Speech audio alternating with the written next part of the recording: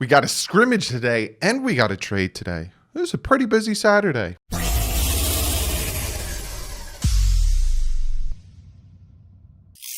What is up, Fin fans? Yes, you can tell by the title. We have traded Rayquan McMillan, and we had a scrimmage today, which depends on how you take it. So I'm going to talk about the Rayquan McMillan trade. I'm going to talk about what happened at the scrimmage today. I got a little tidbit from Brian Flores, and we're going to get commented there. But before we jump into that, you guys are absolutely killing it with the Patreon.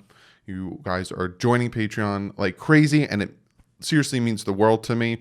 I have 3 new patrons, Chad Taylor, Robert Adler, $4 Patreons, and T-Mac, a $20 Patreon.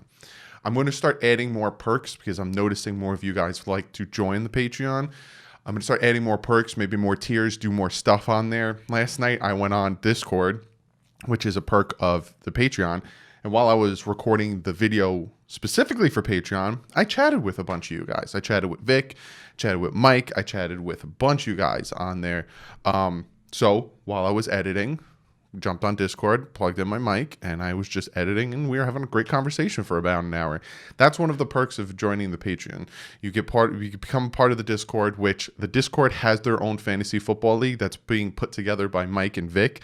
They're taking care of that. So get in contact with them through the Discord if you are a patron and you're joining them. Again, this is different. Comment below in last video, not this video, last video that you want in on the fantasy football league. Got to be at the live stream September 5th, 1 p.m. That's when I'm drawing for that. Also, the shoes. I'll talk about that on another day for that giveaway. So if you want to join the Patreon, it's linked below. But don't feel like you need to. I constantly say that. Just if you want to, it's all by all means. So let's talk about the big news that happened today. The Miami Dolphins traded Rayquan McMillan to the Oakland Raiders. And essentially what they did was they took their 5th in 2021. They gave it to the Raiders. The Raiders gave the Dolphins their 4th. So here's Rayquan McMillan at a 5th, and the Miami Dolphins get a 4th round pick from the Las Vegas Raiders. I said Oakland Raiders. It's just like the San Diego Chargers being the LA Chargers. It's going to take me a hot minute not to call them the Oakland Raiders.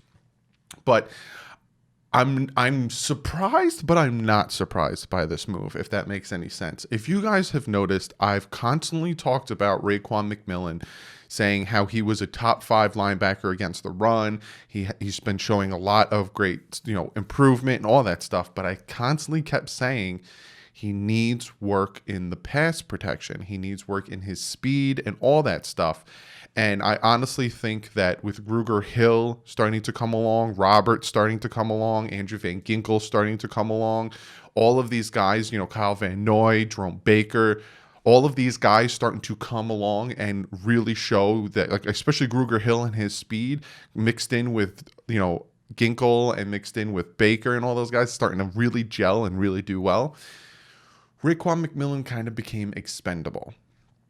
So, and this is it. They can either, after this year, they can either tag him. Well, not tag him, but pick up his, he's a 2nd round pick. I don't know if they can pick up his option.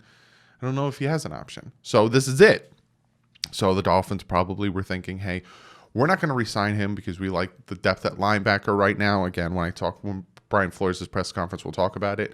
But they probably like the depth at linebacker. And I'm not going to say he doesn't fit the scheme that they're running, because Brian Flores will put you wherever you fit.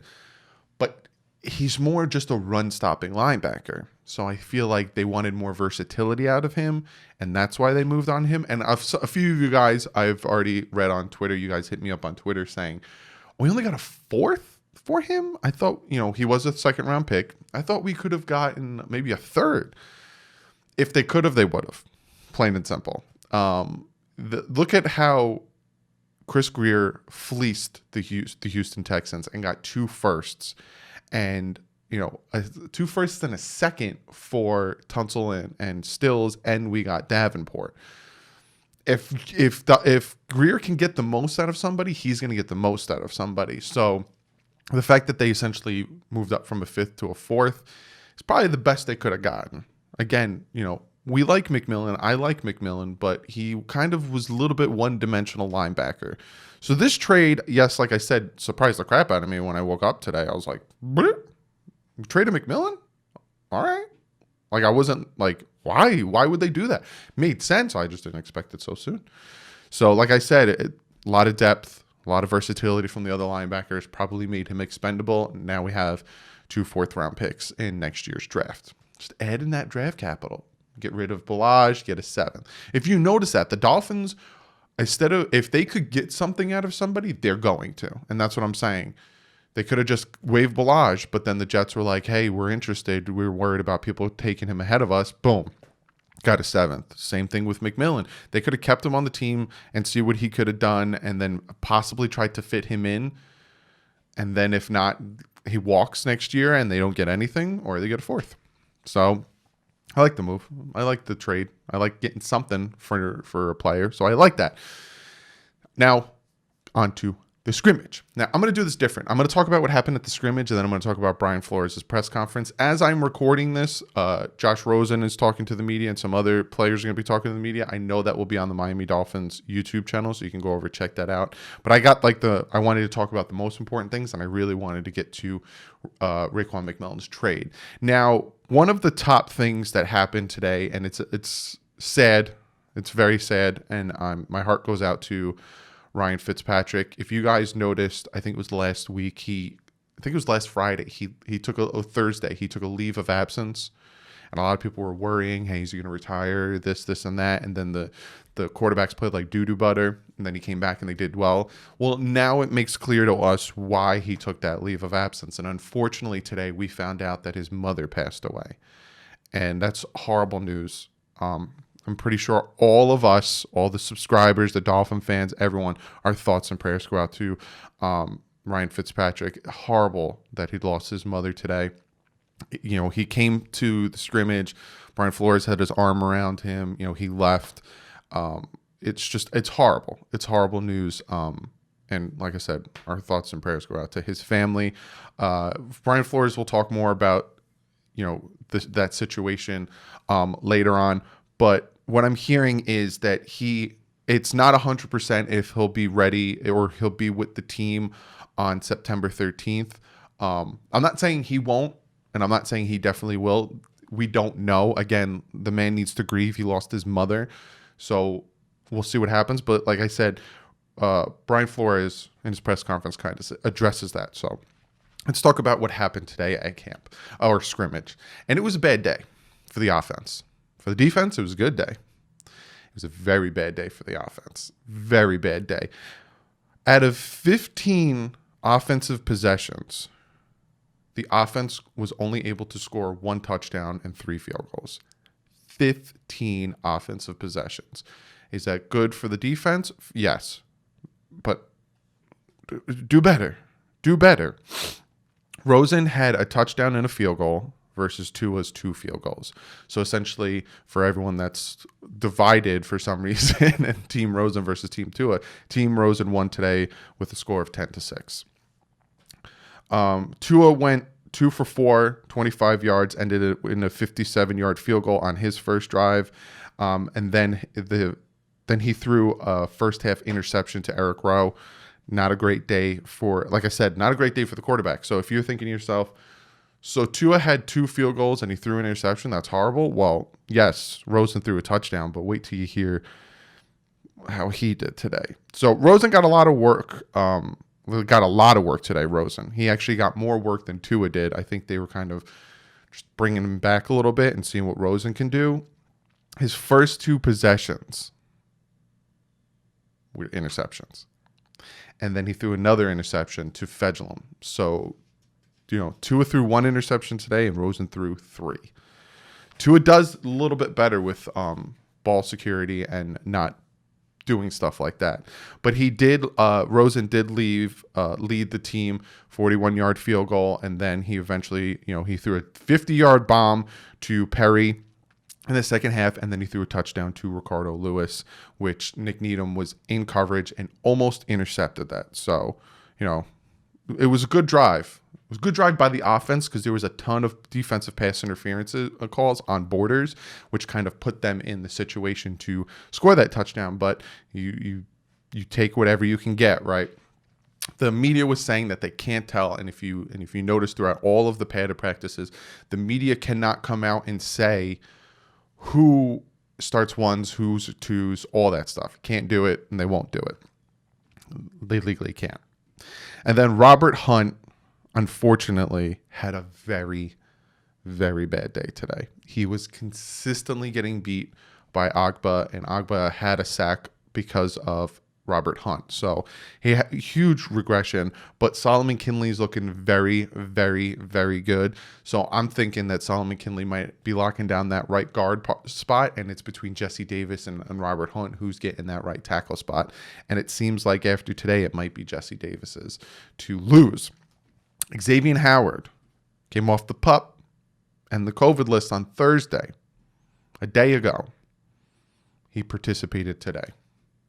Not only did he participate today, but he had an interception today. The man was sitting for so long waiting to get his feet wet and do his thing like a chicken wing. First chance he gets interception. I'm telling you guys, there's a reason I like him so much, and there's a reason I'm banging the table that he needs to stay healthy and stay on the field, because having Xavier Howard on the field is dangerous. Having him and Byron Jones is dangerous. First day of scrimmage, first day the guy's doing 11 on 11s on the field, doing his thing, interception. He's dangerous. He's extremely dangerous. Kyle Vanoy did not participate today. He had that hand injury. There's no need to force him out there. Have him take a seat.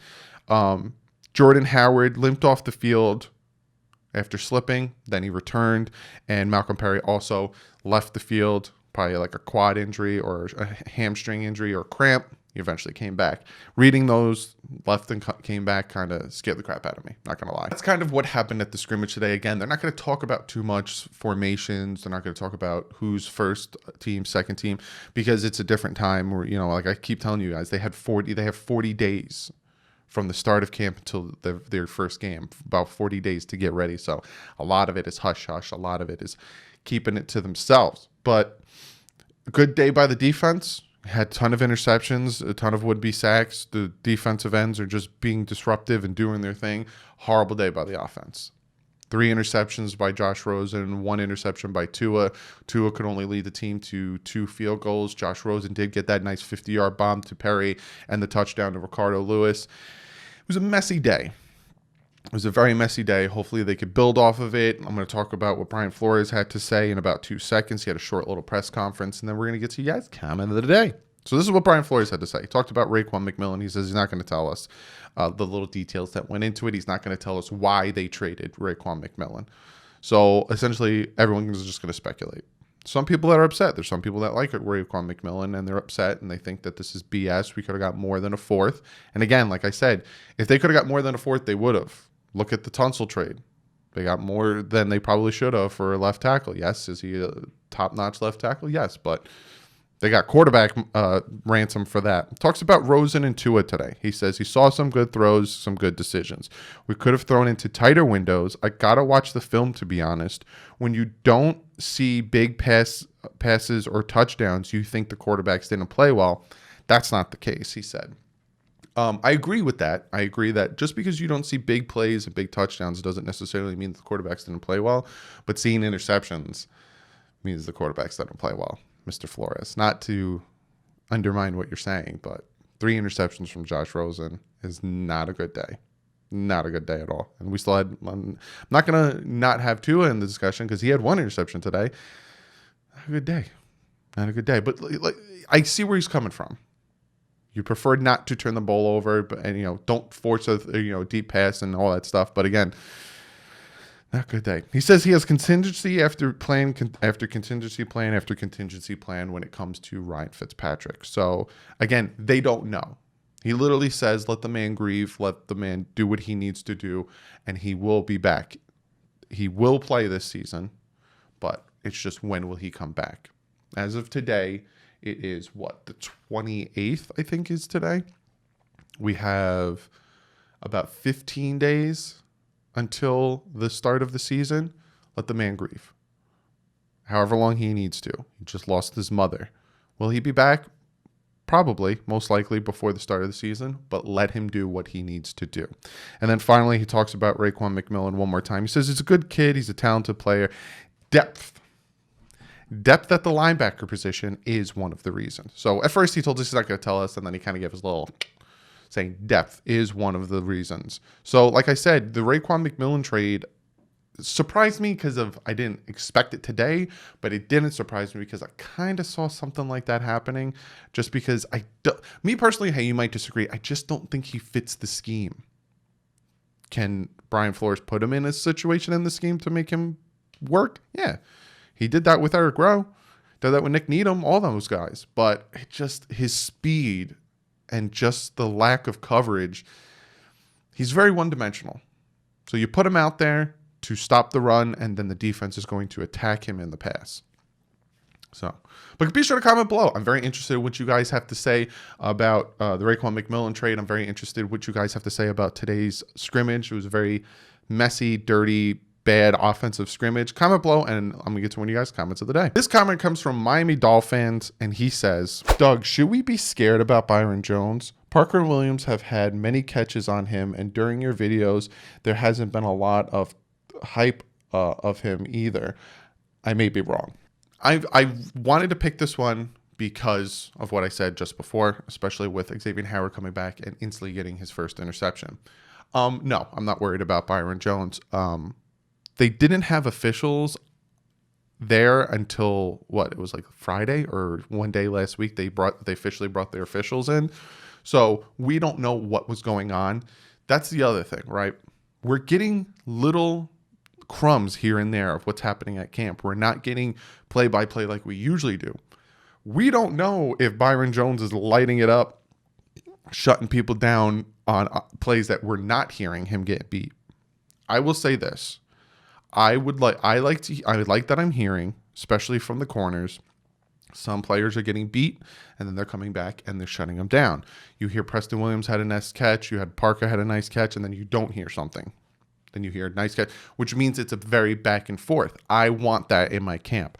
I want guys to get beat, and then I want them to not get beat. I want, go up against the best guy, so when you play other best guys in the league, you are ready for it and you're ready to shut it down. So the fact that we're not hearing much from Byron Jones, he never was a big interception guy. He's more of a I'm going to shut you down guy, right? He'll give you a few passes here and there, but he's going to shut you down. And that's what we're hearing a lot from camp.